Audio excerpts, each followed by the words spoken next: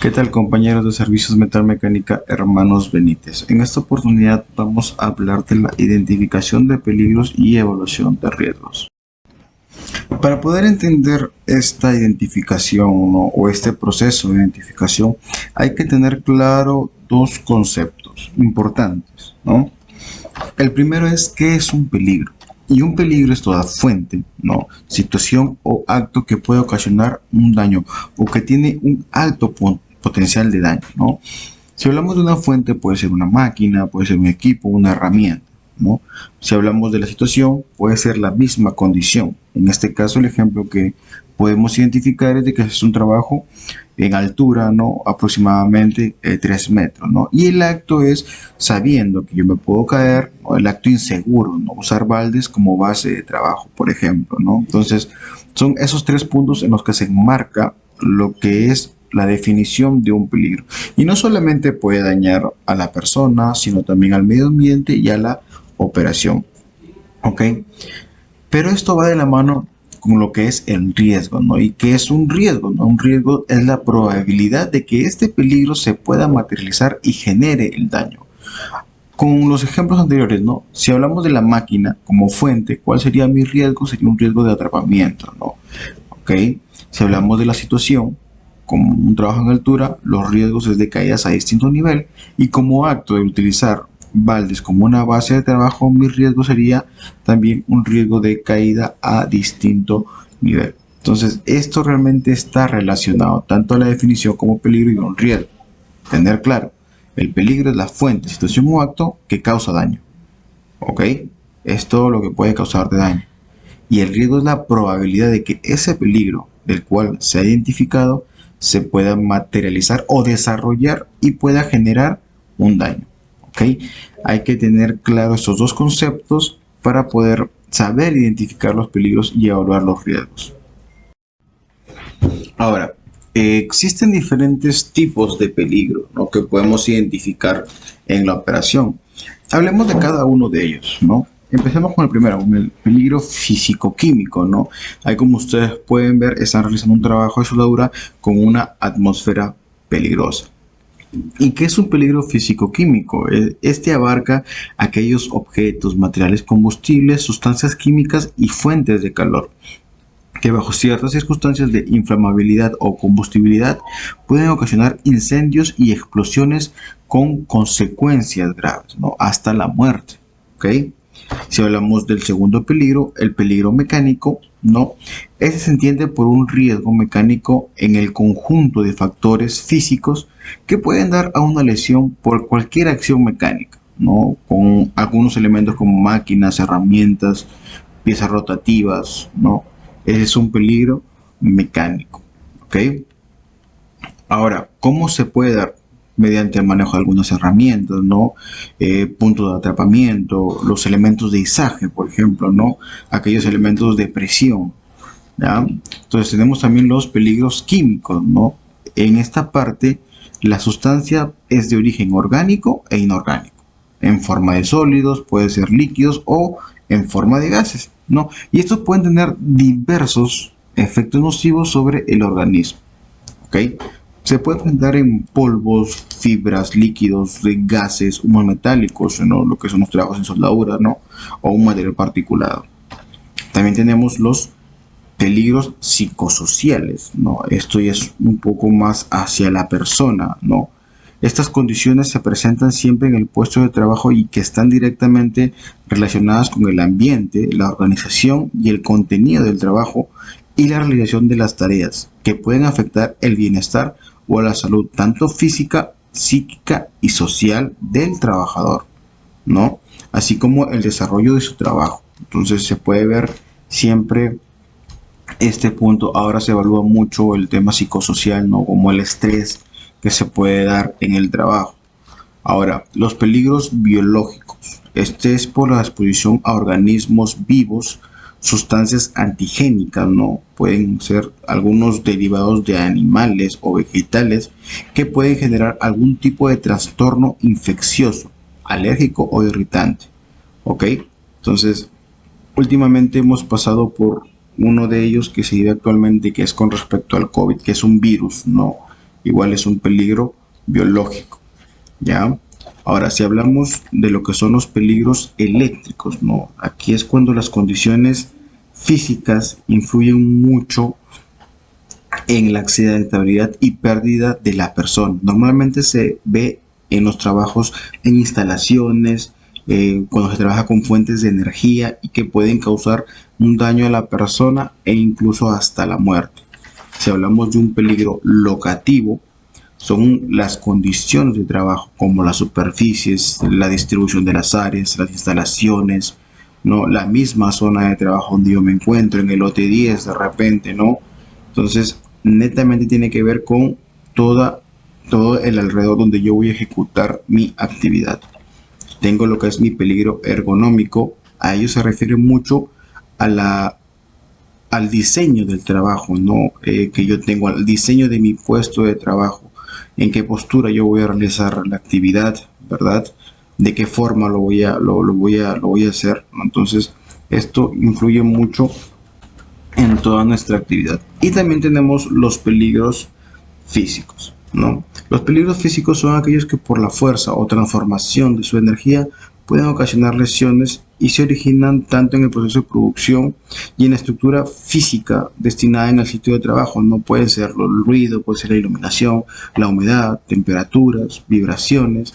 Entonces, a todos estos peligros nosotros estamos sometidos. Y si ustedes se percatan, hay 4 peligros que están con su título de color plumito, que significa que estos peligros pueden causar accidentes, desde lesiones leves, graves, hasta la fatalidad, ¿ok?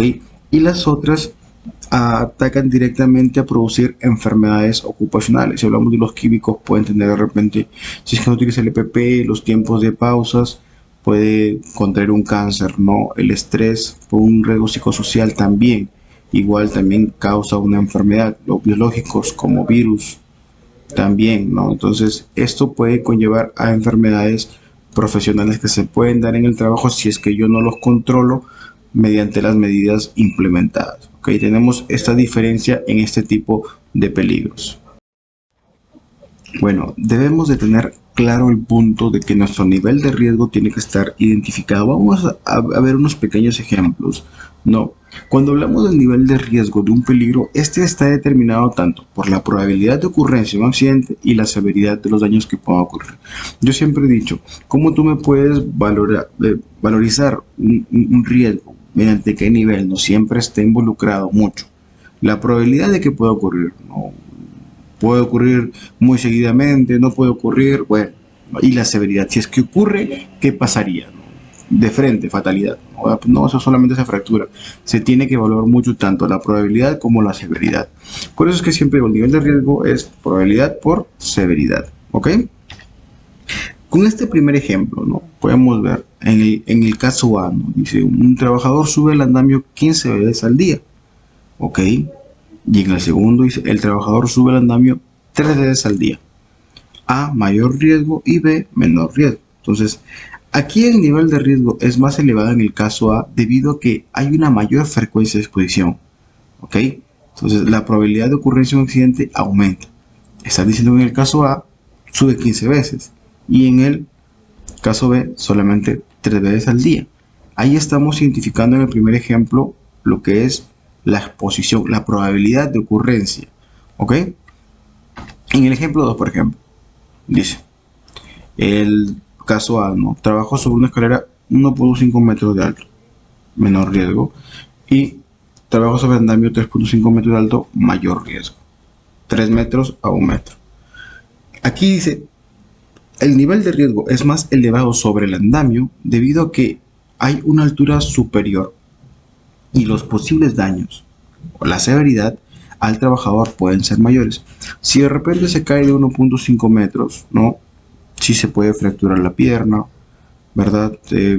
Golpear, qué sé yo. Pero si se cae de 3.5 metros, entonces no solamente va a ser una fractura, puede ser hasta la muerte. Entonces, con estos dos ejemplos podemos determinar cómo es nuestro nivel de riesgo. Tanto puede ser por probabilidad, ¿no?, de ocurrencia de un accidente, como por la severidad. ¿Ya? Estos dos puntos hay que tenerlos claros. ¿ya? Ahora, bajo una valorización, ya hemos visto cuáles son los tipos de peligros, el peligro que puede ser, y esa es una pequeña tabla para poder interpretarla, porque esto más adelante nos va a ayudar a poder entender la matriz hiper, ¿ok? Por ejemplo, en la primera columna dice tipo físico. Hablamos de un peligro que siempre al que estamos expuestos todos nosotros. Mi peligro es el ruido. Es un peligro físico, ¿ok? Y mi riesgo se divide en dos columnas, el evento peligroso y las consecuencias. ¿Cuál es mi evento peligroso? Es la exposición al ruido. Estoy expuesto al ruido. Y mis consecuencias es directamente al daño, enfermedad o lesión que pueda haber. Si es que yo no utilizo de repente mis auditivos, si no tomo mis pausas de descanso ante la exposición del ruido, yo puedo tener algo a futuro, una pérdida auditiva, un estrés o hasta hipertensión. ¿Ok? Listo. Si es que hablamos, por ejemplo, del peligro químico. ¿Cuáles son? Sustancias químicas, polvos, humos, nieblas, vapores o gases. Mi evento peligroso puede ser de que yo tenga contacto con la vista con ese tipo de agentes o sustancias. ¿Y cuál sería mi consecuencia? Una irritación, conjuntivitis o alguna quemadura. Un ejemplo claro es el cemento, ¿no? Mi peligro sería cemento, ¿no? Mi evento peligroso, obviamente, el contacto con la vista. Y cuando cae este tipo de elemento químico en la vista, produce una quemadura, ¿no? Entonces, siempre el riesgo va a estar compuesto por tanto mi evento y como mi consecuencia. Lo que hemos hablado anteriormente, el tipo de exposición que yo pueda tener, la probabilidad por la severidad, ¿ok?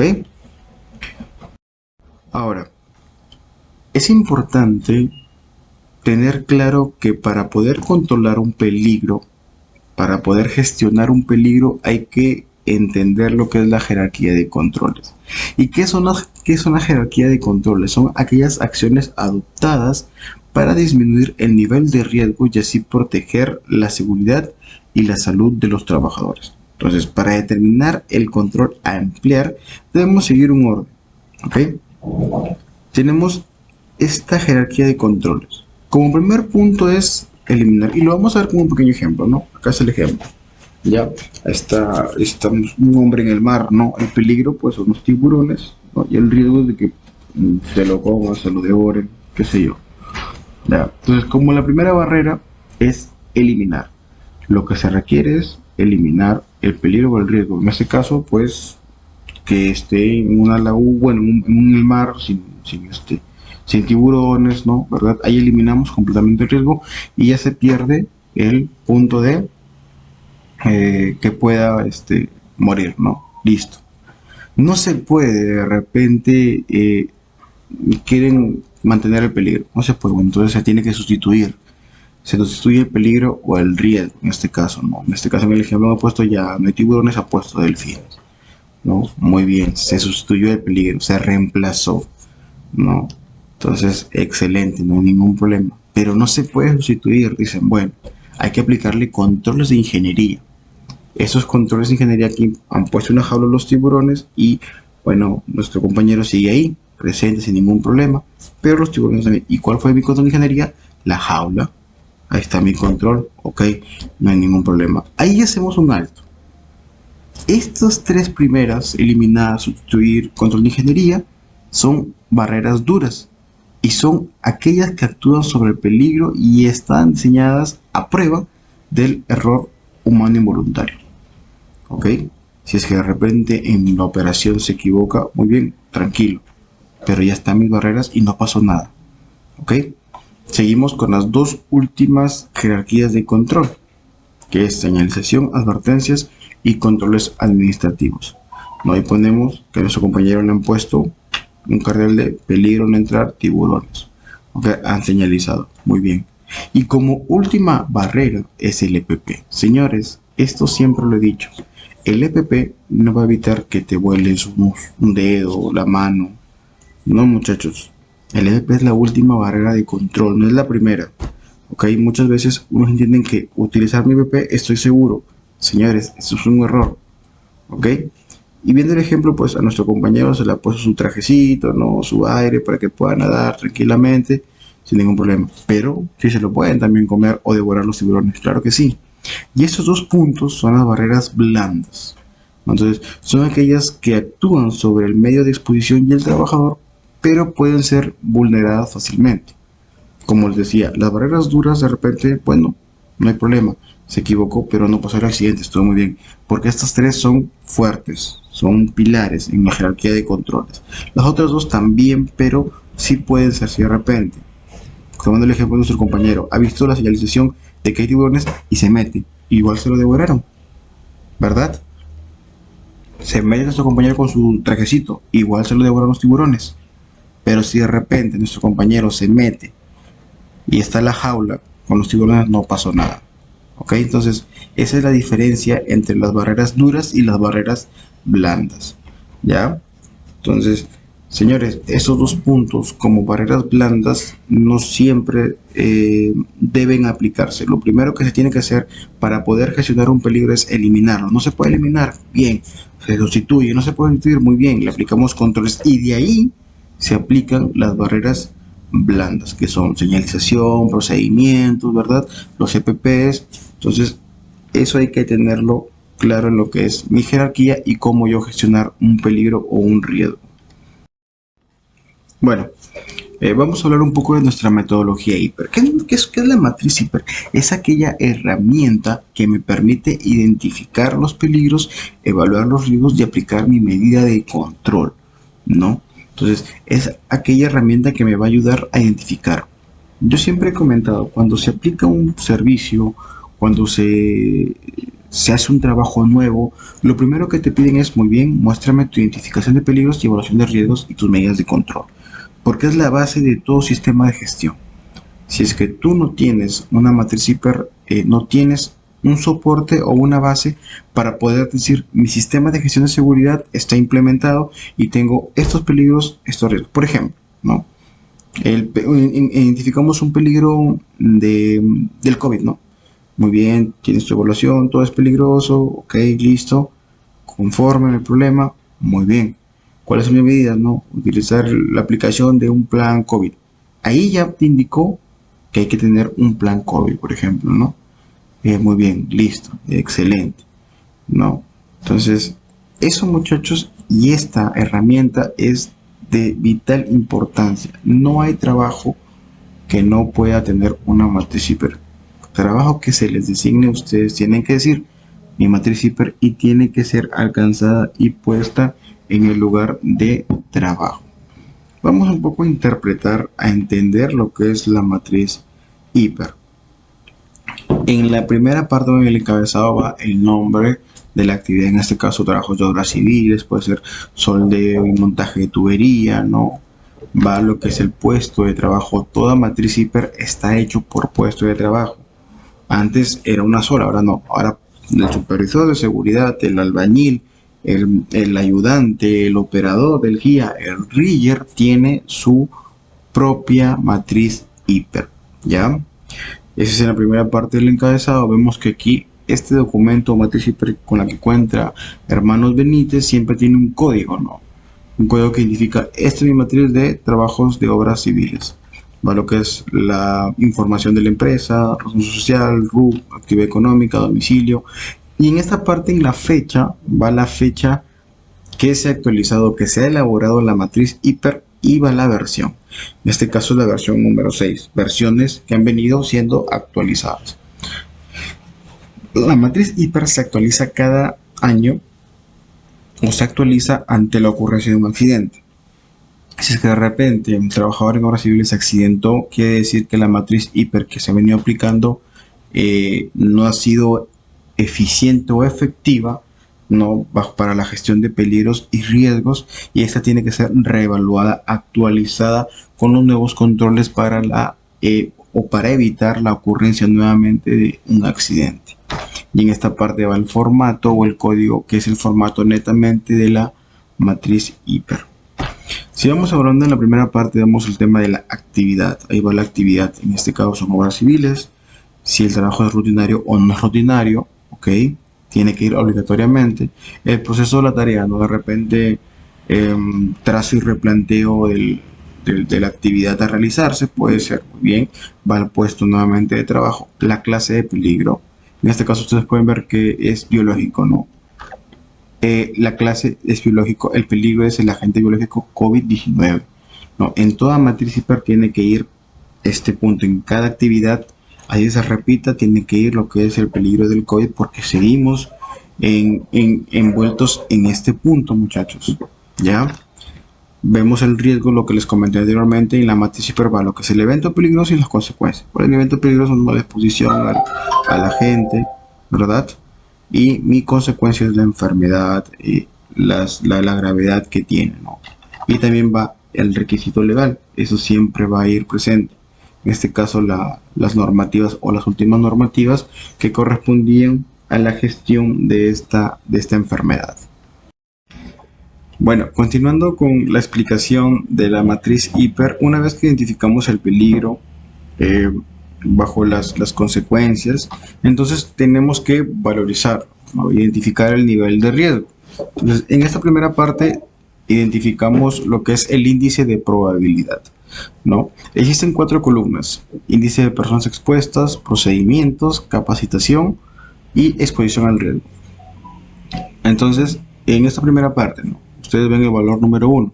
Si lo comparamos con la tabla que está anexa, el índice 1, que indica con lo que son personas, de 1 a 3 personas. Quiere decir de que entre 1 a 3 personas están expuestas, ¿no? Si escribieran de 4 a 12 personas, el valor sería número 2. Igual, si escribieran más de 12 personas, entonces sería 3. ¿Ok?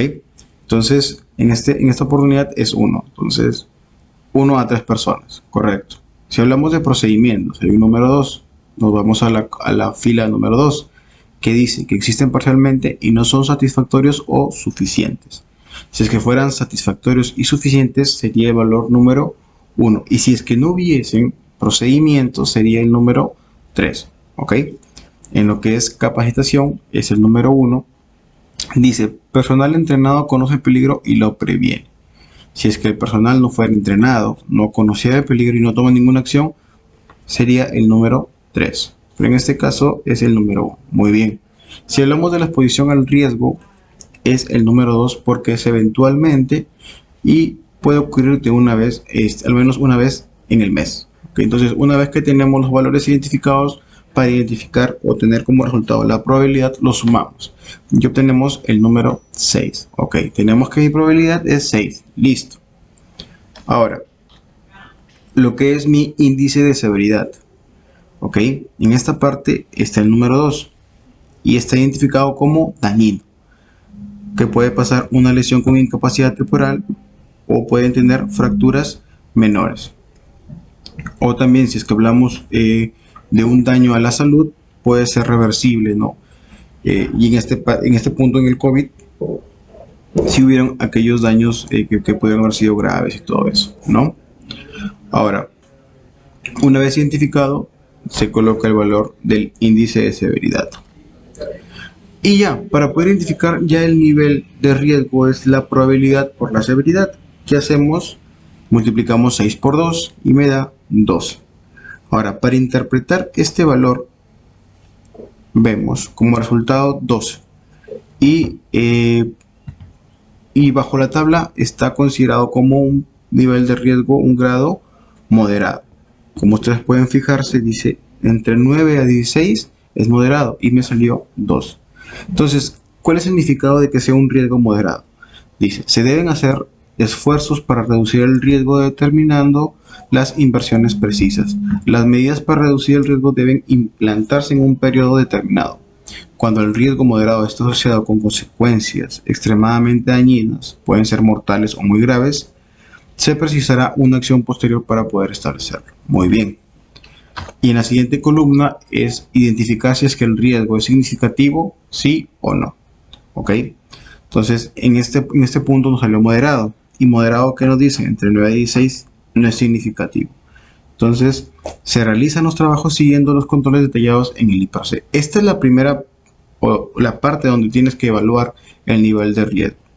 ¿Ya? Una vez que ya tienes identificado el nivel de riesgo, se aplican todos los controles o las medidas de control de acuerdo a la jerarquía que explicamos, ¿no? Desde eliminar, sustituir, controles de ingeniería, controles administrativos. En esta parte se colocan las medidas contra el COVID, ¿no?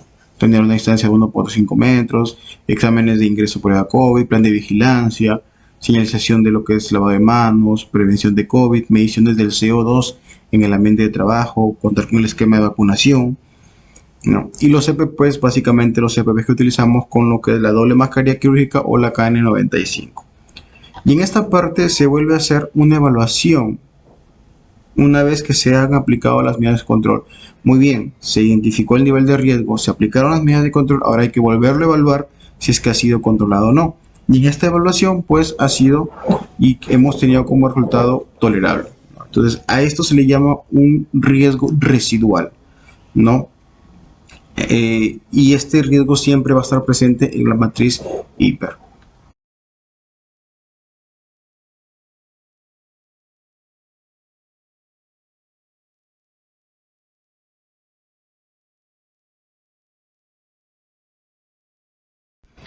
Eh, Como ustedes pueden ver y como concepto principal, ¿no? Que es un mapa de riesgo. Un mapa de riesgo se entiende que es un documento el que contiene la información sobre los riesgos laborales existentes en la empresa, ¿no? Y este nos va a ayudar y nos va a permitir identificar los peligros y localizar para poder valorizar los riesgos existentes, ¿no? Así como poder conocer su grado de exposición, ¿no? A los que está sometido el personal. Entonces, esta es la información que nosotros de forma obligatoria bajo la ley 29783 tiene que estar expuesto en una zona visible de la empresa. Al ingreso de la empresa ustedes pueden identificar que se encuentra lo que es el mapa de riesgo de la planta principal, ¿no? En este caso acá se las estoy mostrando. ¿Y qué es lo que tiene o qué debe contener el mapa de riesgo, ¿no? Como ustedes pueden ver ahí, uno, la ruta de evacuación. Ante un evento, ante una situación de emergencia, tienen que identificar la ruta de evacuación. Contamos con dos ambientes en esta parte, ¿no? El ambiente principal y el taller número 1. Entonces, son las zonas de evacuación. También podemos observar que están los peligros. Están todos los peligros en cada área de trabajo. Taller de tornería, oficinas de administración, de mantenimiento, tópico, ¿no? Los almacenes, los acopios, taller de soldadura, el acopio de soldadura. Entonces, ahí están identificados todos los peligros y también están identificados los EPPs que uno debe utilizar. Como ustedes se percatan, en cada ambiente está el EPP de mascarilla, ¿no? Por la presencia aún del COVID-19, esto es obligatorio, ¿ya? Entonces, identificamos ruta de evacuaciones, los peligros en cada área de trabajo y tiene y debe contar con la simbología para poder interpretar cuáles son los peligros, ¿no?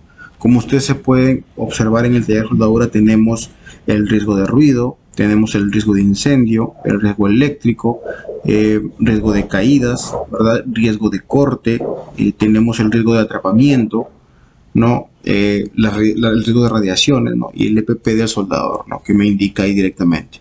Y ustedes también se pueden percatar que en cada uno de ellos tenemos identificados los puntos donde contamos con los equipos de emergencia, extintores, botiquines, para que ante igualmente una eventualidad que se pueda presentar podamos tomar acción rápida. Entonces, básicamente eso es lo que es un mapa de riesgo. Y también como una recomendación, si es que estamos haciendo trabajos en planta, ¿no? Actualmente en el lote, qué sé yo, en baterías, en compresores de gas, ¿no?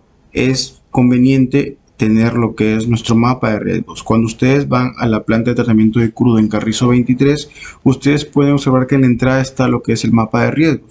Igualmente, si es que hacemos trabajos estacionarios, ya sea por 1 o 2 semanas, como una buena práctica es conveniente contar con un mapa de riesgo, ¿no? Solicitarle al supervisor de seguridad, ¿no? Que les puede implementar esa identificación para ante cualquier eventualidad que se pueda dar, ¿ok? Y poder tomar las acciones correspondientes. Muchas gracias. Por favor, no olvidar llenar el cuestionario para poder confirmar la asistencia.